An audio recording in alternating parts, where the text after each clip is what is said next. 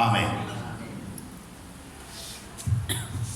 Estamos hablando estos domingos de la amplitud de la justicia de Dios. Ese es el título general que yo le he dado al libro de Habacuc, a la profecía de Habacuc, los 3 capítulos que estamos estudiando. Cada domingo hemos tratado de sustraer en síntesis el contenido de cada capítulo, por cuanto siempre es bastante hacerlo expositivamente, de tal manera que el domingo pasado presentamos el tema general del libro, que es que la justicia divina trasciende la comprensión humana. ¿Se acuerdan?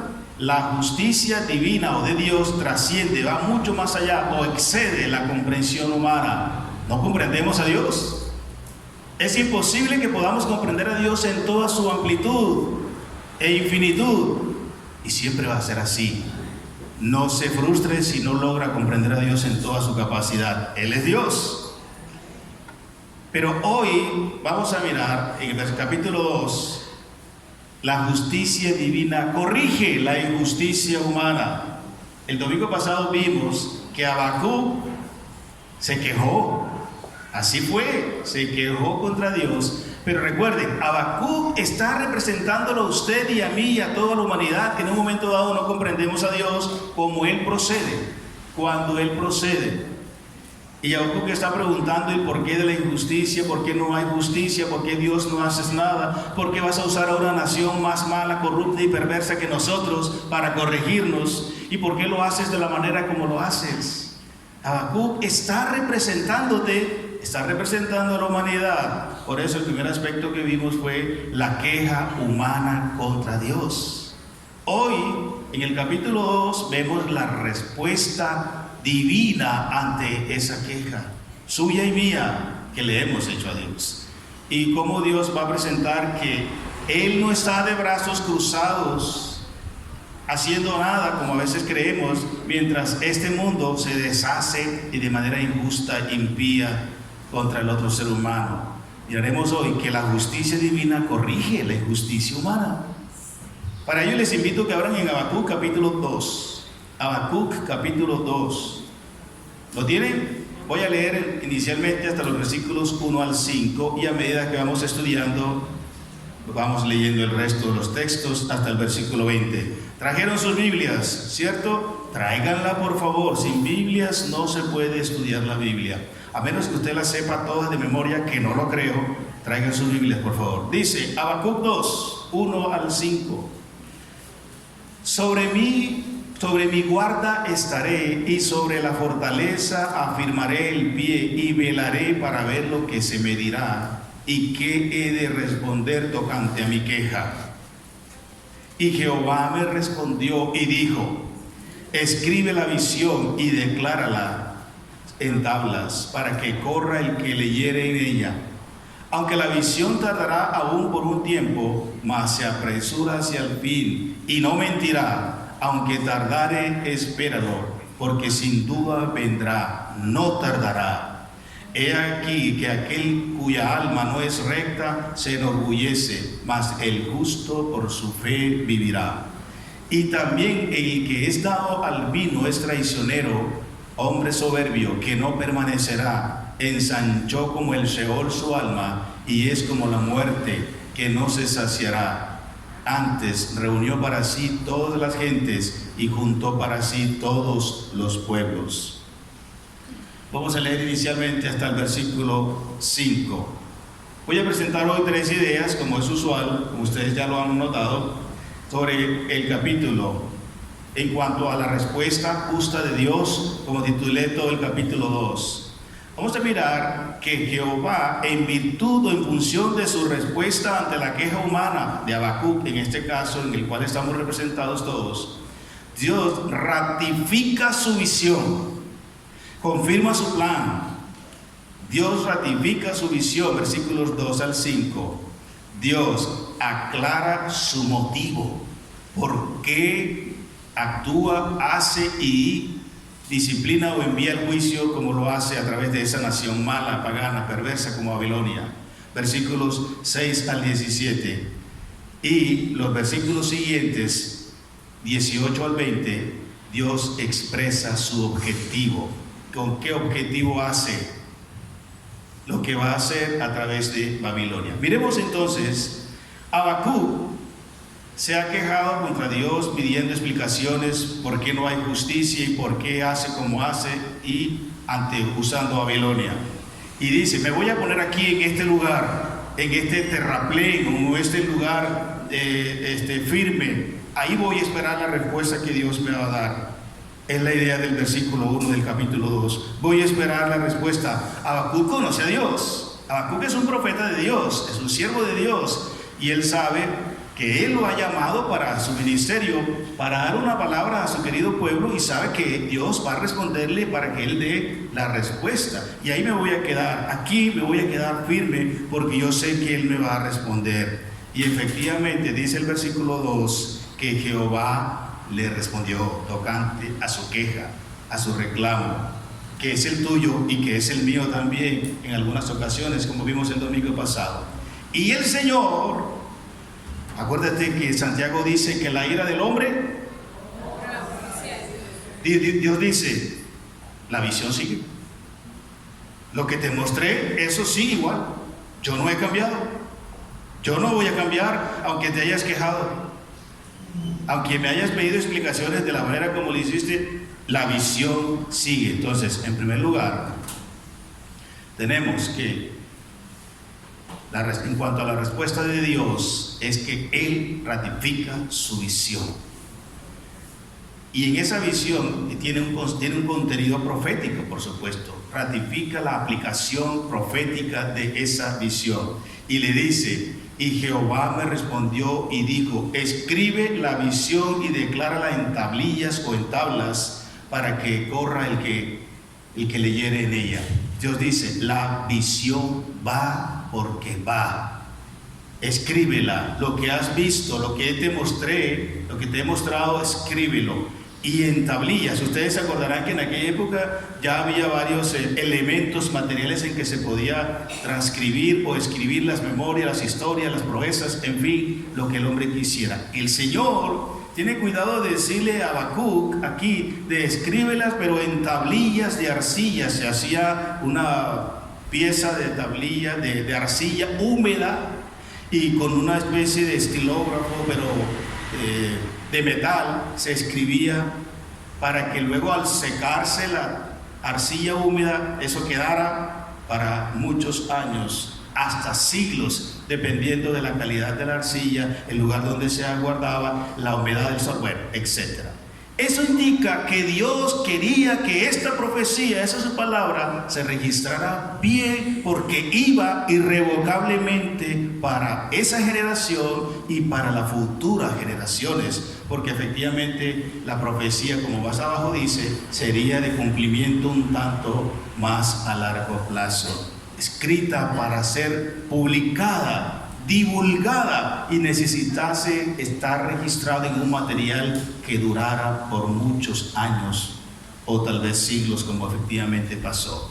Y dice el versículo 3 además que Dios, en su propósito de ratificar su visión, dice, aunque la visión tardará por un tiempo, pero se apresura el fin y no mentirá. Quiero rescatar esa construcción verbal allí para indicar que Dios ratifica su visión, quiere que se anuncie, se divulgue y que se publique más allá de las fronteras mismas de Israel, registradas en las tablillas, y debe ser creída, no mentirá. O sea que esta visión que te estoy dando es veraz, verdadera, fiel, por lo tanto créeme, créela, y todo aquel que la oiga, que la lea, debe creerla. En esta mañana tenemos que ratificar nuestras convicciones. El Señor está ratificando su palabra. En nosotros también tenemos que responder confirmando que creemos esta palabra. Porque si no creemos lo que Dios dice, ¿en qué estás creyendo? Entre otras cosas, ¿qué es la fe? Alguien decía, la fe es un salto al vacío. Por supuesto no me voy a tirar. A esta edad La fe es un salto al vacío. Ningún salto y ni ningún vacío. La fe bíblica es una fe que se establece sobre fundamentos firmes, estables. Otra vez hemos hablado acerca del tema. Los usos de la palabra creer y fe y confianza en las Escrituras. Fe es creer lo que Dios ha dicho. Porque dice la Escritura también que la fe es por Él y el oír por la palabra de Dios. ¿A quién le estás creyendo? ¿Qué estás creyendo? Tienes que creerle a Dios y a Jesucristo, su Hijo, quien Él ha enviado. Y Él ya ha establecido su plan, su propósito de vida en su palabra. Habacuc necesitaba escribir esto y creerlo porque era verdadero. Palabra fiel y digna de ser recibida por todos. Es esta palabra que estamos estudiando y compartiendo en esta mañana. Si todavía tienes dudas de que Dios ha hablado a través de su palabra, te animo a que replantees tu fe y empieces a leer las Escrituras con un corazón humilde y manso, creyendo que Dios sí ha hablado y a través de su palabra. Si estás esperando que Dios te hable a través de no sé qué medios y métodos y formas, bueno, te animo a que busques un medio más objetivo y seguro, que es la santa palabra de Dios. ¿Sí? Bueno, esa es su decisión. Así que Habacuc necesitaba creer que esta palabra era verdadera. Por ello Dios le está ratificando que no va a cambiar. Y también esta palabra tiene un contenido espiritual o es de valor espiritual. Dice el versículo 4: He aquí que aquel cuya alma no es recta se enorgullece, mas el justo por su fe vivirá. Aquellos para cuantos va esta profecía, por supuesto a inmediatamente Israel, Judá, que están en su idolatría y pecado, que por ello Dios va a utilizar a Babilonia para reprenderlos, castigarlos, y ante esto reacciona Habacuc. Dios está respondiendo: si la nación o si cualquier miembro de la nación fuera recto, fuera correcto, hacía lo bueno, se sujetaba a mí, a mi palabra y a aquello a que he estado llamándole a través de los profetas, y en este caso Habacuc. Pero como no lo han hecho, recuerda el Señor, pero el que sí es justo y correcto delante de Dios, vive es por la fe. Es interesante que el hombre cree que a Dios le agrada más lo que hacemos para Él, lo que nos esforzamos y sacrificamos hacia Él, pero Dios lo que inmediata y inicialmente quiere es que le creamos. Porque yo puedo hacer muchas cosas sin estar creyendo que eso es verdad, por otros intereses, promovido, presionado por otros intereses o deseos o beneficios, pero no porque creo realmente en lo que Dios está diciendo. Así que la salvación, la vida cristiana, la comunión y la relación con Dios es por la fe. Pasaron muchos siglos. Jesús y los apóstoles retomaron este texto también de Habacuc, y que también nos recordó Joel diciendo que el justo vivirá es por la fe. No por lo que piensa, no por lo que entiende, no por lo que hace, no por lo que es capaz, es porque le crees a Dios. ¿Le crees a Dios? Amén. ¿Crees que su palabra es inerrante, infalible y eterna? ¿Crees que lo que ella se ha dicho, aunque todavía no se esté cumpliendo en parte, es verdad? Es verdad. Esa será su decisión. Así que para el justo creyente es esta palabra, y para el orgulloso y el impío, que será objeto de la ira correctora de Dios, como fue el pueblo de Israel a través de Babilonia, también es esta profecía. Pero con miras a qué, a que cambie su manera de pensar, a que renueve su corazón ante la verdad de Dios y empiece a creerle y a seguirle a Dios de todo corazón, porque el pueblo de la época no lo estaba haciendo. En segundo lugar, la respuesta de Dios también expresa que Él quiere aclararle a Habacuc, y por supuesto para nosotros también hoy, el motivo por el cual él utilizó a Babilonia, o utilizaría mejor a Babilonia, para aplicar medida correctiva sobre Israel, sobre Judá. Acuérdense que esa es la queja de Habacuc, y esa es la queja nuestra, creyendo que no hay justicia y que Dios no está aplicando justicia, 1. Y 2, aplica o usa Dios para corregirme a alguien peor que yo, en este caso.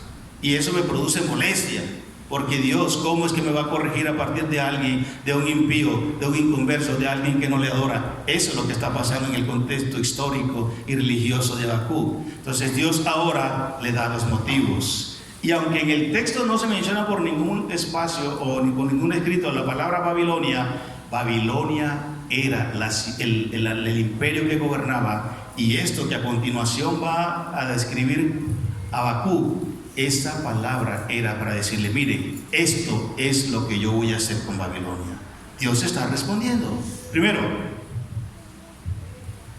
dice el versículo 6 en adelante: no han de levantar todos estos refrán sobre él ¿quién? Sobre esa nación que él va a utilizar para aplicar disciplina sobre ellos. No han de levantar todos estos refrán sobre él y sarcasmos contra él. Dirán: ay del que multiplicó lo que no era suyo. ¿Hasta cuándo había de acumular sobre sí prenda tras prenda? Eso era uno de los elementos que caracterizaba inicialmente a Babilonia. Dios iba a castigar a Babilonia por las riquezas ilícitas. Siguen leyendo los versículos subsiguientes, 7 y hasta el 8. Las riquezas que Babilonia había adquirido, logrado, acumulado a lo largo de su tiempo, tomando lo que no le pertenecía, controlando, dominando, subyugando, destruyendo naciones, ciudades, despojando a todos aquellos de lo que ellos no habían trabajado. Ahora el Señor los castiga por eso. Le dice a Habacuc: cálmate, yo voy a castigarlos a ellos, aunque los voy a usar ahora para aplicar juicio contra ustedes, pero esta profecía, que se tarda algo, pero que se va a cumplir, a ellos también les llegará mi juicio, y los castigaré por las riquezas ilícitas. Y dice las Escrituras que serían burlados aquellos babilonios, grandes, poderosos, fuertes, que acumulaban riquezas por doquier. A ellos se les aplicaría este refrán. A ellos se les aplicaría el refrán de que ellos que multiplicaron lo que no era suyo quedarían efectivamente sin nada. Así que serían burlados y serían despojados de ellas. ¿También te has preguntado eso? ¿Por qué los ricos progresan? ¿Por qué el impío, el ladrón, el mentiroso, el fraudulento, el que yo sé que está haciendo lo malo?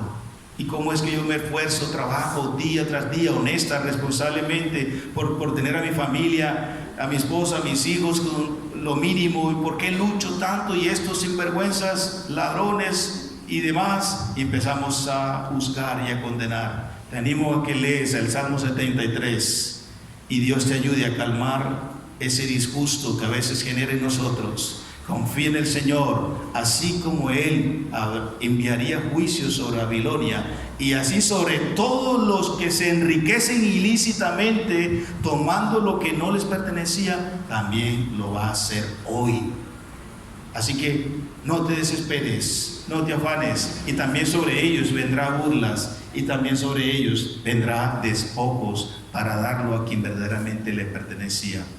Dios aclara su motivo también, que va a disciplinar a Babilonia por las codicias egoístas de ellos. Dice el versículo 9: ay del que codicia injusta ganancia para su casa, para poner en alto su nido, para escaparse del poder del mal. Ellos tomaban, invadían, despojaban lo que otros tenían para, por supuesto, traerlo a Babilonia y adecuar, acondicionar, construir sus casas como para escapar de la miseria y de la desgracia a los que ellos sometían a otros. Y pensaban que haciendo así, construyendo grandes palacios, fortalezas y castillos y demás, se librarían de la desgracia, del ataque de otros o de la miseria.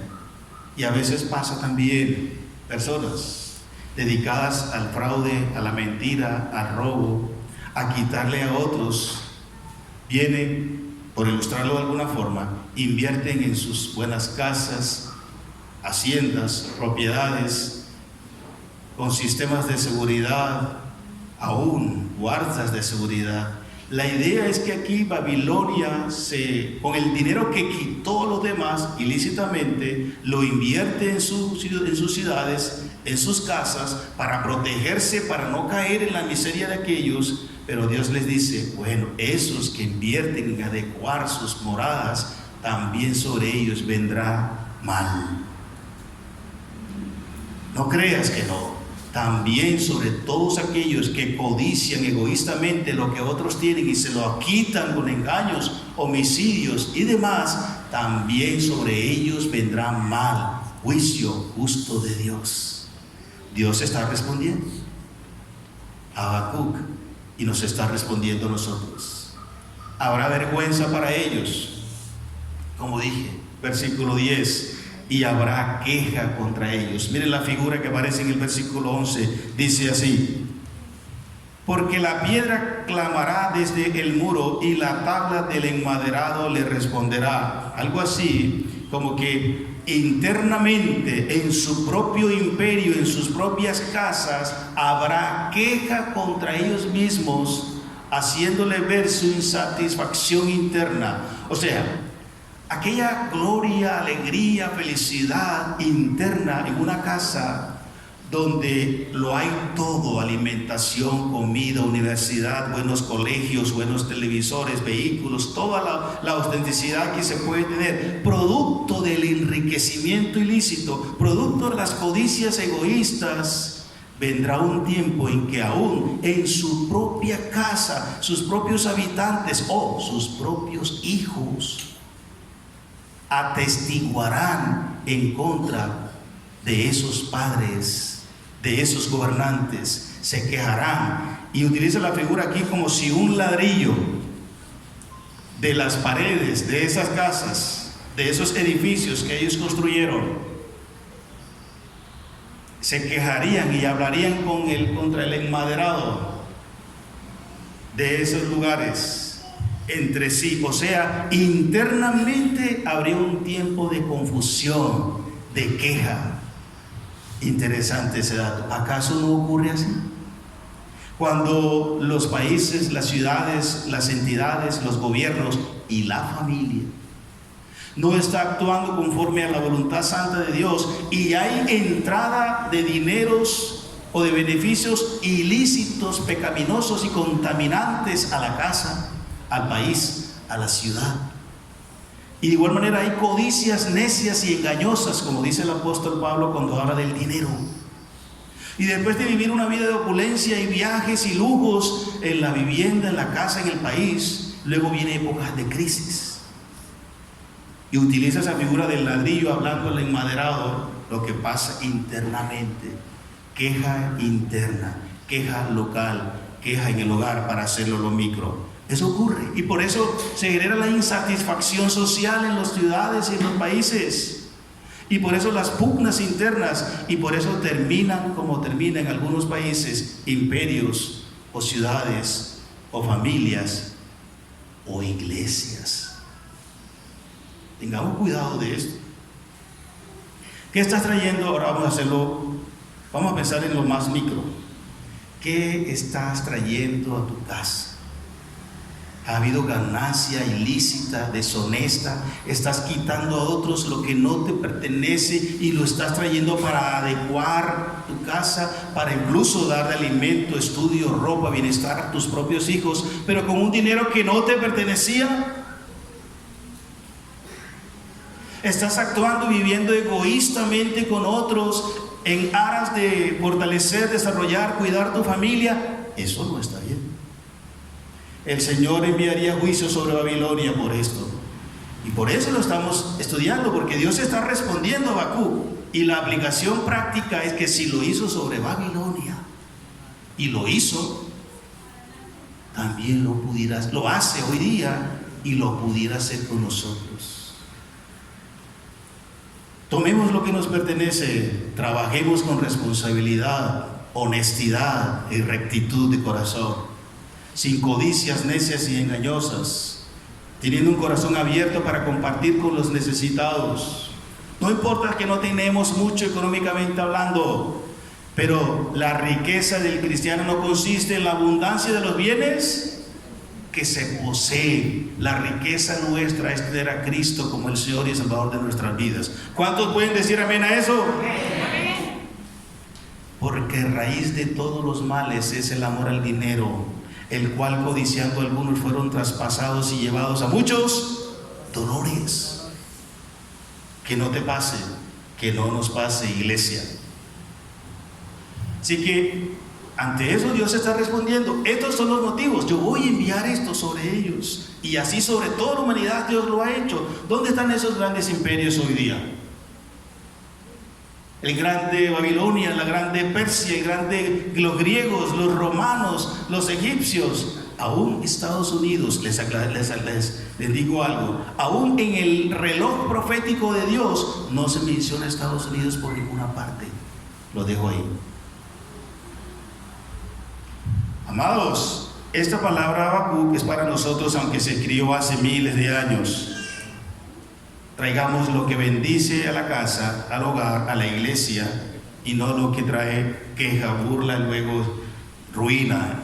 Dios aclara también su motivo por la violencia excesiva que había allí en Babilonia, que la cual el Señor se los iba a disciplinar. Versículo 12: ay del que edifica la ciudad con sangre y del que funda una ciudad con iniquidad. ¿No es esto de Jehová de los ejércitos? Los pueblos pues trabajarán para el fuego y las naciones se fatigarán en vano. ¿De quién? De los babilonios, de los injustos, inicialmente de Babilonia, pero también de toda la humanidad. Violencia. ¿Se acuerdan lo que estaba hablando Habacuc capítulo 1? Hay violencia por doquier. Los jueces no funcionan. Las autoridades no están siendo correctas. Hay toda clase de fallas y de faltas y debilidades en la ley. Les dice Dios: espérate, yo sé que lo que he dicho, mi visión va porque va. Mi motivo es que yo voy a corregir esa violencia excesiva, mala, cruel, que esa nación va a hacer contra ustedes y está haciendo contra todo el mundo. Y todo lo que ellos han guardado, almacenado, todo lo que en sus ciudades han logrado tener, dice, será para nada. Dice que el fuego será usado por Dios para destruirlos, para aplicar medidas correctivas sobre ellos. Dices, los pueblos pues trabajarán para el fuego, para el juicio de Dios, y las naciones se fatigarán en vano. ¿Para qué, dice el Señor? ¿De qué le sirve al hombre ganar al mundo y perder su alma en el infierno? Babilonia, la gran ramera, estaba destinada para ese castigo. Esa opulencia de varios siglos terminó en nada. Geográficamente hablando, hoy es entre lo que es hoy Irak, algo así, entre Irán e Irak. Está combinada ciertamente a una nación que tiene algo geográficamente y la influencia del petróleo, pero ahí quedó el gran imperio, que era amplísimo en poder militar, económico y político. Así han quedado todos esos grandes imperios. La palabra se ha cumplido y Dios así determinó también el final de esta gran Babilonia. Babilonia recibió la justa consecuencia de su maldad. Dios lo hace así con todos los malos. No te apresures, conoce esto. Mire lo que dice en su palabra. Él, creo yo, nos está respondiendo para que no entremos en ese plan de criticar, de acusar, de perturbar nuestra paz, nuestro equilibrio emocional y mental por estar criticando a los ricos, a los que tienen, a los que no tienen. Hermanos, disfrute de su relación y comunión con Dios. Trabaje con honestidad y responsabilidad. Comparta según pueda para las necesidades de los demás, que para ellos Dios determinó un castigo y Dios determinó su final. Oremos más bien para que ellos se arrepientan y crean también que Jesucristo es la verdadera riqueza, no lo que tienen amontonado en propiedades o en cuentas bancarias, porque al final nada de eso les servirá para la entrada al reino de los cielos. Pero ellos son tan pecadores como nosotros, y oremos para que la misericordia de Dios también los alcance y sean salvos. Amén. Y en tercer lugar, la respuesta justa de Dios, que corrige la injusticia humana. Ahora Dios expresa su objetivo. Versículos 18 al 20. Leamos, por favor. ¿De qué sirve la escultura que esculpió el que la hizo? La estatua de fundición que enseña mentira, para que haciendo imágenes mudas confíe el hacedor en su obra. Ay del que dice al palo, despiértate, y a la piedra muda, levántate. ¿Podrá él enseñar? He aquí, está cubierto de oro y plata, y no hay espíritu dentro de él. Mas Jehová está en su santo templo. Calle delante de él toda la tierra.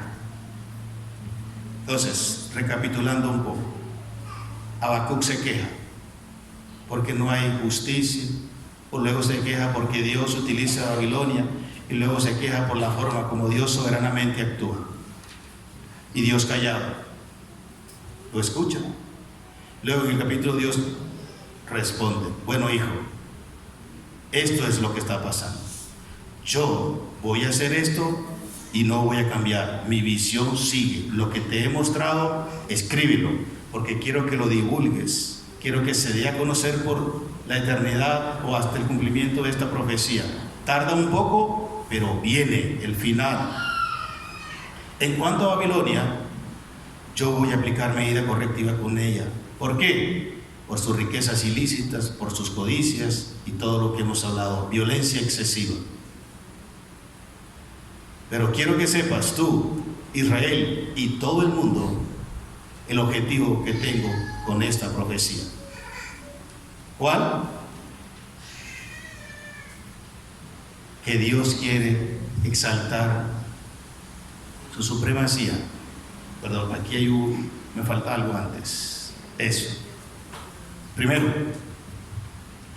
Dios quiere condenar la idolatría.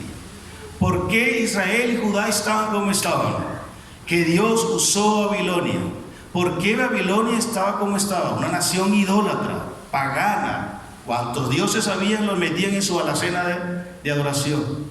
¿Y por qué este mundo hoy, 2019, está como está? Por una sencilla razón. ¿Cuál? Porque el ser humano se ha apartado de su Creador.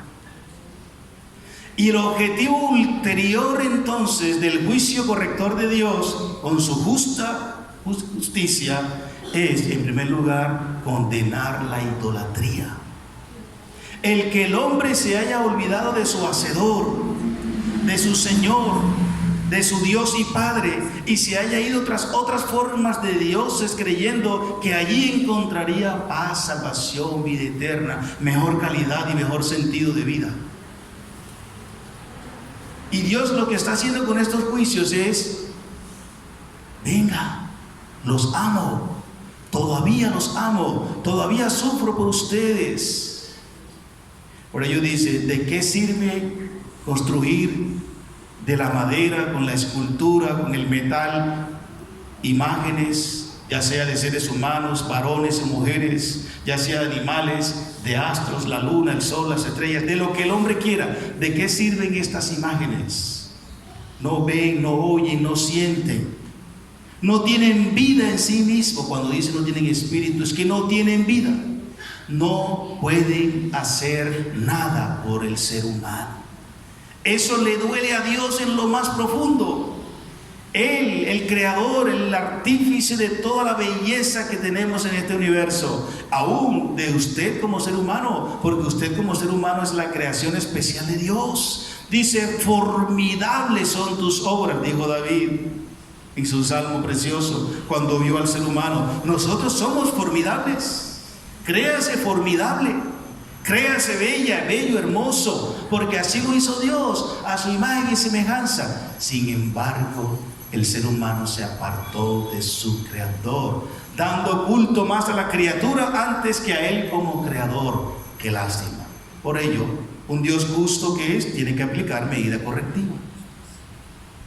Pero también como un Dios de amor que es nuestro Dios y Padre, da la oportunidad otra vez al ser humano. Y Él en esta profecía le está diciendo que está condenando a la idolatría. Y está llamando a Israel, está llamando a Judá y así a toda la humanidad. Y a usted en esta mañana, si hay alguno todavía que piensa que las imágenes, que las esculturas, cualquiera sea su material, cualquiera que sea su revestimiento externo con oro, plata, metales, piedras preciosas, los que usted quiera. ¿Quién la hizo? Botero, Da Vinci. ¿Quién la hizo? Quien sea. Dice las Escrituras, no lo digo yo, son tan brutos los que la hicieron como las esculturas en sí mismas. No lo digo yo, no estoy ofendiendo a esos hombres, lo dicen las Escrituras. Les animo a que busquen esas citas, ahora no tenemos tiempo, en su propia casa. Dice, se embrutecen los que elaboran esas esculturas, porque este pedazo de madera, de yeso, no pueden oír, no pueden caminar por sí mismas. No tienen vida.